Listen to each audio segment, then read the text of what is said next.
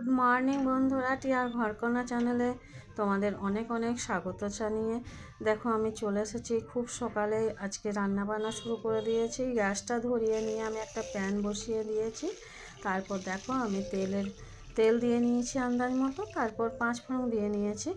এবার আমি আজকে পুকুরে আমাদের মাছ ধরেছিল, সেই টাটকা মাছের ঝোল করব, তাই মাছগুলো নুন হলুদ মাখিয়ে তেলের উপর দিয়ে নিলাম। এদিকে ভাতটা আমার হয়ে গেছে। ভাতটা তোমাদের আর পুরো করা দেখালাম না।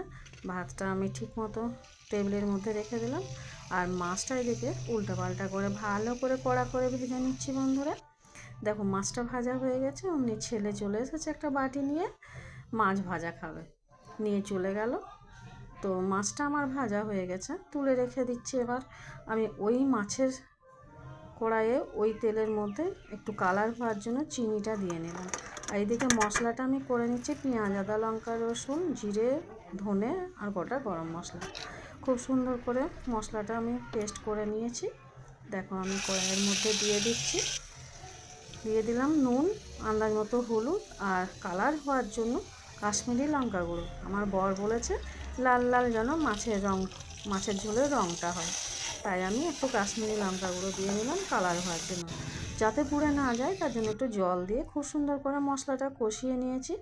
আর এই আলুগুলো কিন্তু আগে থেকে আমি সেদ্ধ করে নিয়েছিলাম। আর এই সেদ্ধ হওয়া আলুগুলো লম্বা লম্বা টুকরো করে কেটে নিয়ে তেলের সঙ্গে আর মশলার সঙ্গে খুব সুন্দর করে ভেজে নিলাম। যখন তেল বেরিয়ে আসলো তখন আমি জল দিয়ে নিলাম। আমার যতটা আন্দাজ গ্রেভি লাগবে ততটা আন্দাজ আমি জল দিয়ে নিলাম। তোমরাও তোমাদের আন্দাজ মতো জল দিয়ে নিও। ভেজে রাখা মাছগুলো আমি ঝোলের মধ্যে দিয়ে লো ফ্লেমে 10 মিনিট ফুটিয়ে নিয়ে চলে এসেছি। ঢাকাটা খুলে তোমাদের দেখিয়ে দিচ্ছি। দেখো আমার মাছের ঝোল কিন্তু একদম কমপ্লিট হয়ে গেছে। এই মধ্যে আমি উপর থেকে ছড়িয়ে দিলাম একটু গুঁড়ো গরম মশলা, আর এই মেথি পাতা, কসুরি মেথি পাতাটা একটু ভালো করে ক্র্যাশ করে নিলাম, তারপরে উপর থেকে ছড়িয়ে দিলাম। একটুখানি 2-3 সেকেন্ড ফুটিয়ে নেওয়ার পরেই আমি অফ করে দিলাম গ্যাসটা।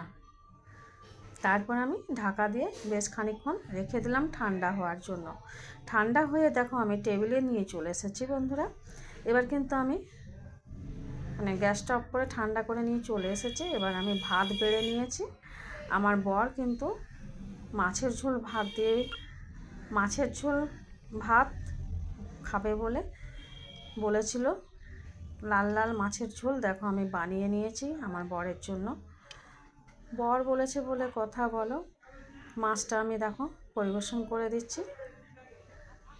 কি সুন্দর হয়েছে দেখো, খেতেও অপূর্ব হয়েছিল বন্ধুরা। তোমরা একদিন অবশ্যই বাড়িতে বানিয়ে দেখবে ঠিক এইভাবে। দেখো আমি ভাতের উপর মাছের ঝোল দিয়ে নিলাম, আর আলু পোস্ত রান্না করেছিলাম সে আলু পোস্ত দিয়ে নিলাম একটু ডিম সেদ্ধ আর লঙ্কা আর লেবু, আর দিয়ে নিলাম 2 টুকরো পেঁয়াজ, কাঁচা পেঁয়াজ। তো এবার দেখো আমি আমার বরকে কিন্তু ভাতের থালা আগিয়ে দিচ্ছি।